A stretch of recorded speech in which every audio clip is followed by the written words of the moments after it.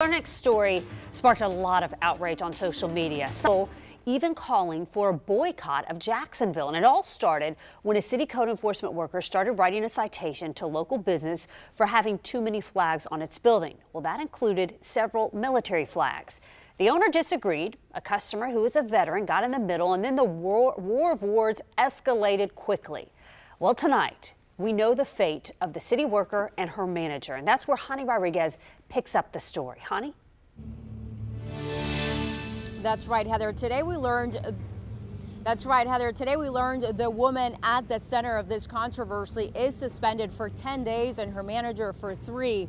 So I went down to American Legion Post 137, which happens to be just a few miles down the road from Jaguar's Power Sports Store, where this all went down.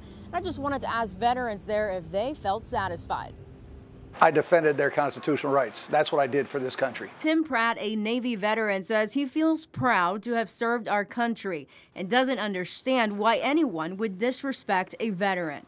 He and Emery Austin, who served in the Air Force, are hoping to set the record straight. Veterans are not a bunch of old guys sitting around telling war stories. Austin says he's shocked something like this would even happen in Jacksonville, home to 2 of the largest military bases. After the incident took place, both city employees were placed on leave pending an investigation. Today, we learned the employees violated city rules. They definitely need to be punished, one way or the other. Melinda Power was placed on a 10-day suspension. Her supervisor, Charles Sanders, was suspended for 3 days. If they learn from it, then it's probably enough. If they don't learn from it, then it's not enough.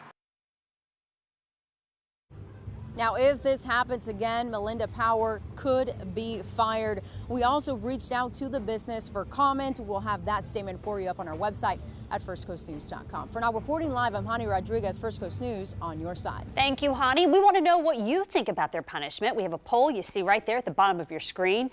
Do you think suspending them was enough, or do you think they should be fired? You can see the results right there and continue to vote. firstcoastnews.com/vote.